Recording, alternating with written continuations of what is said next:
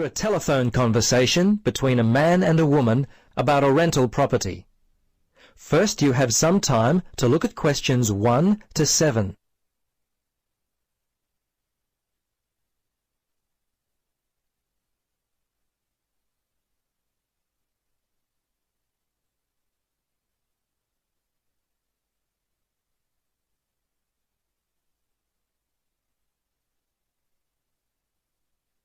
Now, listen carefully and answer questions 1 to 7.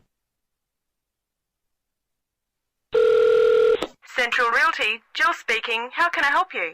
Yes, hello, Jill. I've got a problem, a complaint I wish to register. Who should I speak to? You'll want to speak to Tracy, the residential manager. Just a moment and I'll put you through. Thanks. Hello, this is Tracy. I understand your rent is going to be increased. Yes, this is why I'm calling. I was told that my rent would not be increased for the length of my 6-month contract, which I signed only 4 months ago. What's going on? Is my landlord allowed to do this? I see. Yes. Okay. That seems strange. Look, can I take down some of your particulars and I'll register a formal complaint to the landlord on your behalf? Yes, sure, that'd be good. Firstly, name and address, contact details. Yes, Jane McSweeney. That's McSweeny. 3 Mauger Street. That's Maugher Street. Windory, 3355. And the phone there? Yes, you can contact me on 334756, extension 3176. I generally arrive home by 6 o'clock in the evening, so you can call me around that time, but not after 9. Oh, sorry, 8:30, because that's the time I leave for work. Okay, so I should note down that the problem is that your landlord wants to raise your rent. And when did you first move in? Yes, well, the contract began on August 1st, and... oh, hang on. Sorry, that's the ending date. We actually moved in on February the 1st. Before you listen to the rest of the conversation, you have some time to look at questions 8 to 10.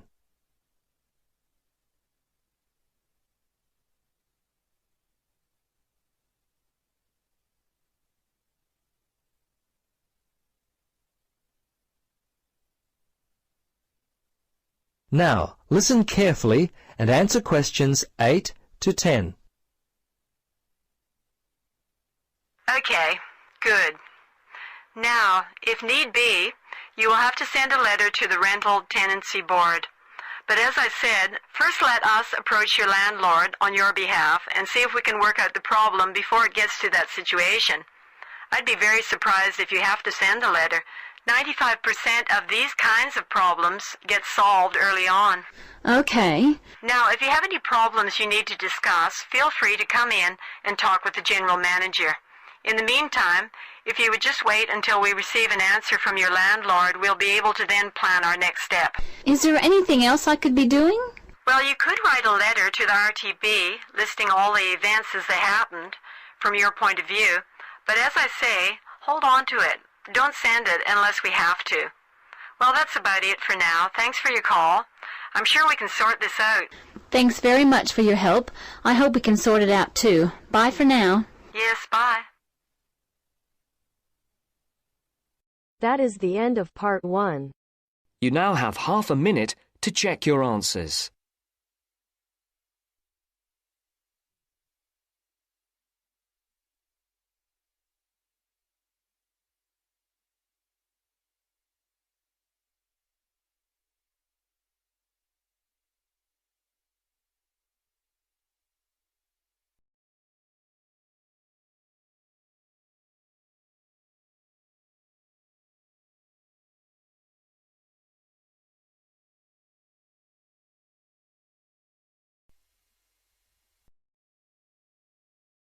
Now turns to part 2.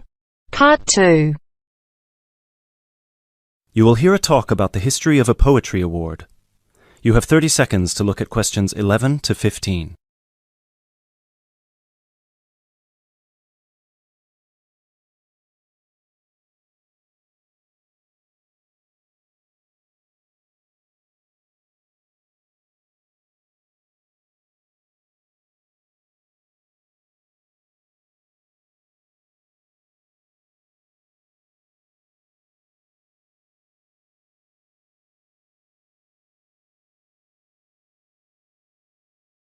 Hello everyone, and welcome to this year's award ceremony for the Antonia Watson Memorial Poetry Award. As with previous years, the competition has been particularly fierce and we received numerous excellent entries, so it's an incredible achievement for our 3 finalists who are sitting here amongst you, and we should congratulate them all. However, as with every competition, there can unfortunately only be one winner, and we will be announcing them shortly. Before we do, though, a few words about the award itself. As most of you know, the Antonia Watson Memorial Poetry Award has been presented annually since 2010 and was presented biannually for 2 more competitions prior, once in 2008 and once in 2006. It is entirely funded by Antonia Watson's very generous parents, who offer £1,500 to the author of the best poem on a topic announced at each previous award ceremony, as well as £500 to the first runner-up and £250 to the second, bringing the total up to £2,250. Now, a few words on Antonia Watson herself, without whom none of us would be standing here today. I briefly knew Antonia while at university, where we were flatmates for a year, and I'm afraid that any speech I give will not be able to do her justice, as she was the kindest, sweetest person I've ever met. Thankfully, this part of my speech was written with the assistance of one of her siblings, Thomas Watson, who was not only her brother, but also her best friend. Antonia was born in Slayford, Lincolnshire, in December 1986. From a very young age, she displayed an inquisitive and creative nature, matched in volume only by the gentle kindness of her spirit. She wrote her first poem, named Love Barks, about the death of her dog at the age of 10. This was also her first poem to be published at her school's newspaper, just 2 months after another of her poems, Be Kind, won the 1996 Triad Children's Writing Competition and was published in the competition's anthology. While her early forays into poetry were crowned with impressive success, Antonia unfortunately ceased to write for a few years, following the death of her very dear grandfather, Peter William Watson, in 1999.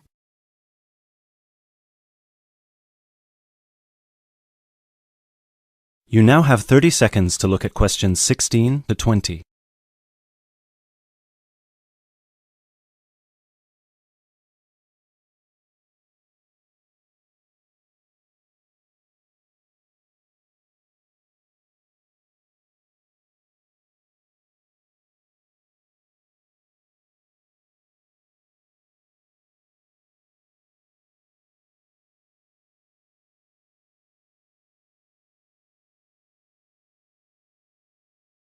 While her early forays into poetry were crowned with impressive success, Antonia unfortunately ceased to write for a few years, following the death of her very dear grandfather, Peter William Watson, in 1999. Despite her writer's block, however, her artistic nature didn't lie dormant during the next 4 years. She had an active role in various theatre plays, and she also ventured into painting. A few of the plays are available on the internet, and you can find several of her self-portraits on our website, and you can see for yourself how impressive they are. But poetry, of course, remained her passion even then, which is why in 2003 she resumed writing, and her next poem, The War on Both Sides, was published in her college's journal. At the age of 18, Antonia moved to Sheffield to study English literature at the University of Sheffield. This is where she and I met, spending a whole year in adjacent rooms in a flat in central Sheffield. This is also where I met her good-natured, generous parents, Mr. and Mrs. Watson, who came to visit her regularly and always treated me like a daughter as well. Antonia and I grew very close during that period, and while we ran in different circles, we always found time for each other every week. Antonia self-published one collection of poems in August 2005. It was named Burning Stars, after the poem on page 16, which is also the date of her birthday. It was an immediate success amongst her peers at the University of Sheffield, and it was so cherished by her English literature classmates specifically that it had attracted the attention of one of her lecturers, who put her in touch with a literary agent. She had been due to begin working on her second collection right before her tragic passing in a car accident just 5 days before her 19th birthday in December 2005.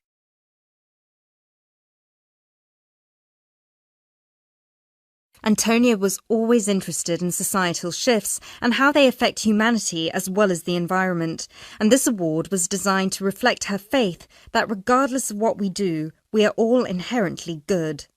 With this in mind, all of the topics this competition has dealt with have been about the potential and the positive side of humanity, such as this year's Young Love theme or last year's Inner Power theme. We've had poems about personal strength, about immigration, about gender equality and peaceful protest. And hopefully in 12 months, the poems we'll be awarding will be just as inspiring with the topic of poverty. I know Antonia would be really proud of what her parents and what all of you together have achieved. So, finally, let's get on with the actual award. As I said before, it's been a fierce competition this year, and with more than 5,000 entries, it was quite the task for our 3 judges to cut them down to just 3. But our 3 finalists definitely deserve to be here, and without further ado, I would like to... That is the end of part 2. You now have half a minute to check your answers.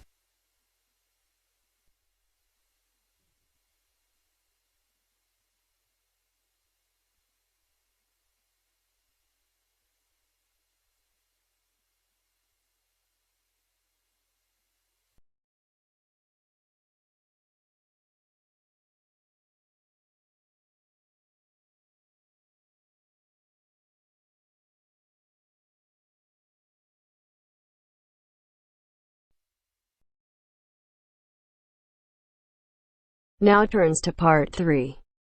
Part 3. You will hear a conversation between a university student and a librarian about using the city archives. First, you have some time to look at questions 21 to 24.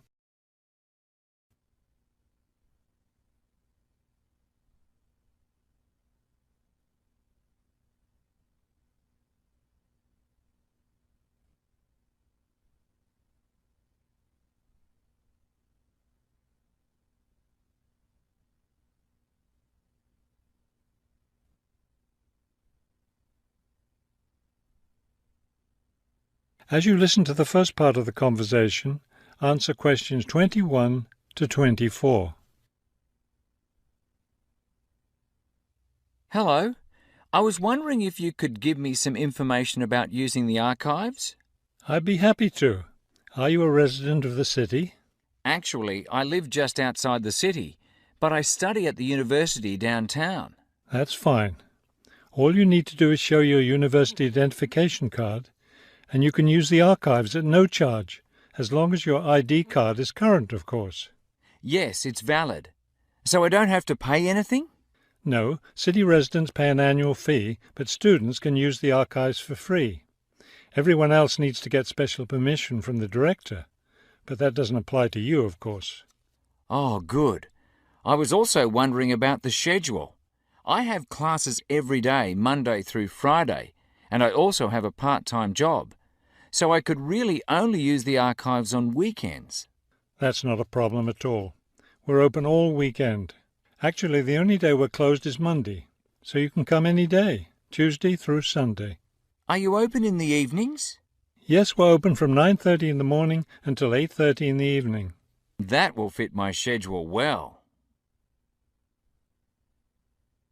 Before you hear the rest of the conversation, you have some time to look at questions 25 to 30.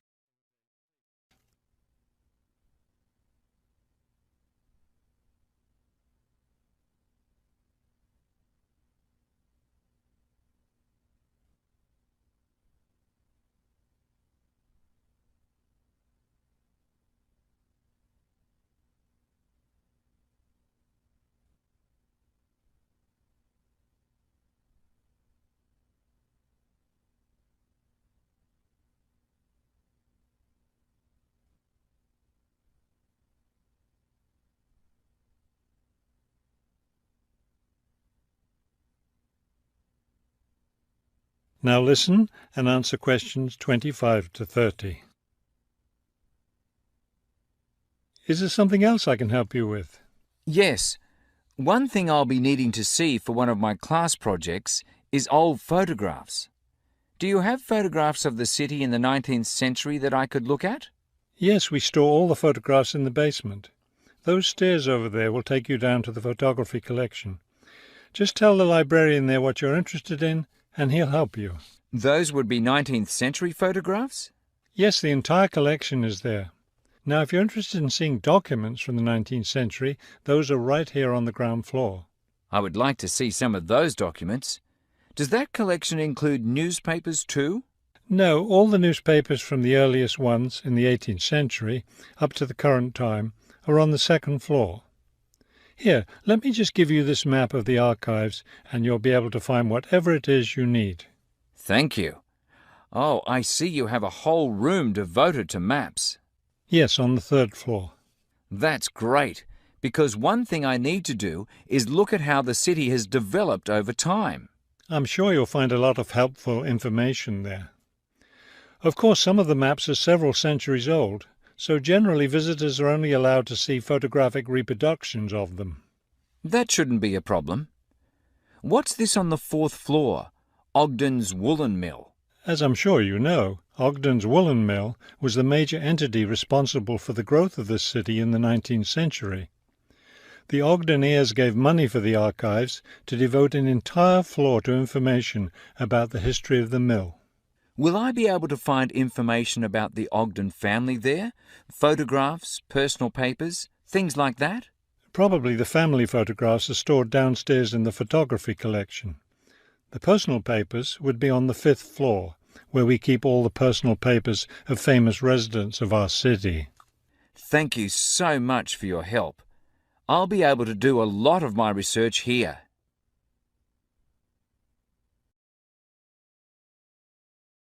That is the end of part 3. You now have half a minute to check your answers.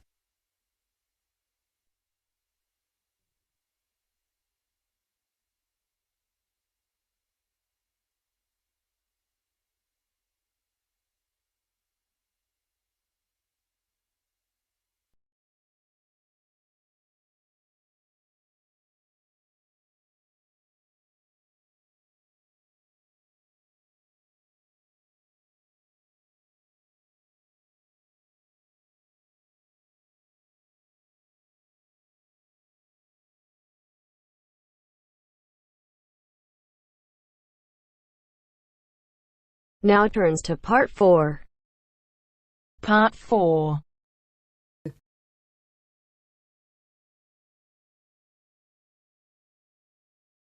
You'll hear a talk given by a foreign correspondent. First, you have some time to look at questions 31 to 40.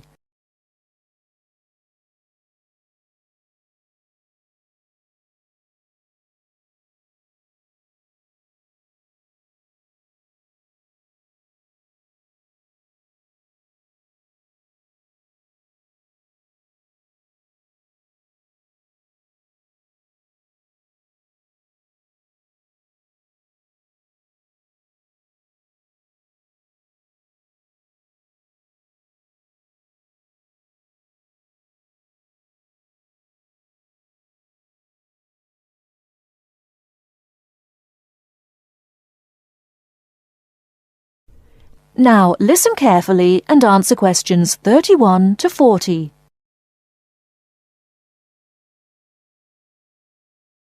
Good evening. As I assume most of you are already aware, I have been asked to come here and talk to you, essentially give you a quick overview of the life of a foreign correspondent, along with a few tips on how to become a successful international reporter yourself, should this be a career choice you elect to pursue. So let me start by this. Don't become a foreign correspondent, at least not due to the romantic notions that come attached to this job, or what you've seen in the movies. Being a foreign correspondent does not mean exotic adventures. It doesn't mean finding yourself at the heart of the action and putting yourself in danger to inform the world. Let me just tell you this. 80 journalists are killed each year in the line of duty. Many more find themselves in prison or are attacked. You need to think hard.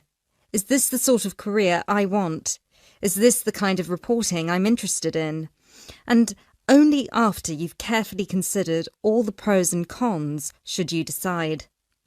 But let's focus on those of you who believe that, yes, you've got what it takes to be a foreign correspondent, and this is definitely why you decided to study journalism here.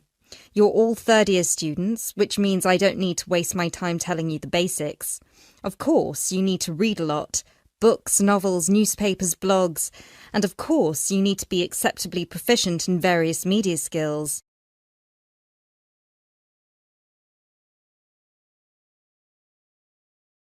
But what is it that's going to separate you from normal journalists and reporters?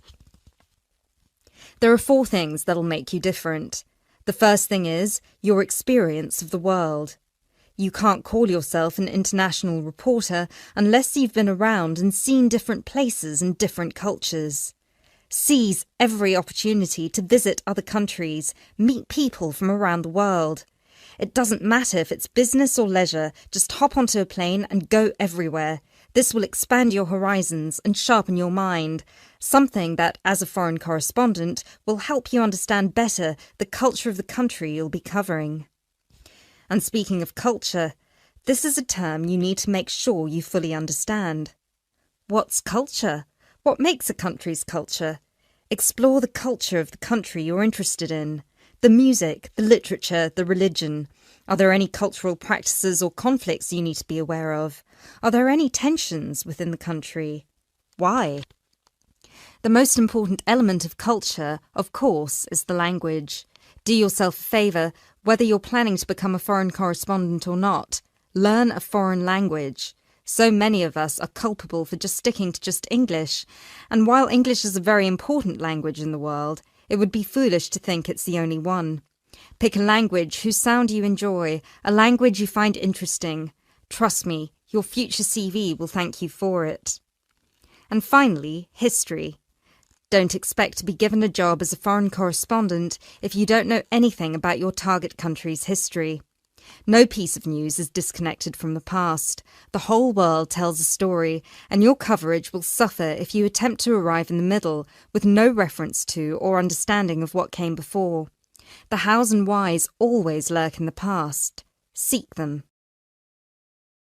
The world of international journalism is changing, like every other industry, due to the internet. The arrival of globalization brought with it a whole new set of rules, and you'll do well to comprehend what they mean for you. Unfortunately, gone are the days when a newspaper would hire you and deploy you to a country. Increasingly, newspapers around the world are beginning to favour freelance journalism, offering opportunities to local reporters with the necessary chutzpah and an understanding of the zeitgeist in their region. What this means for you is that you won't just have to start at the bottom. If you want to sustain yourself as an international reporter, you'll also have to pursue many different avenues at once. You'll need to persevere and push and build contacts everywhere. An old student of mine, a terrible student at university, but an incredibly intelligent woman, she came to find me at a conference that was recently held in Yemen, where I delivered a speech on the future of journalism. She was working for 3 different newspapers as a freelance foreign correspondent, one of them The Times, and she told me that the one piece of advice I gave her that stayed with her and helped her with her career was this: don't be afraid to fail. It will happen over and over again. It's how you deal with it that matters most. So keep this with you, this one piece of advice. Oh, and don't forget, your passports need to be kept current at all times. Thank you very much for listening. That is the end of part 4. You now have half a minute to check your answers.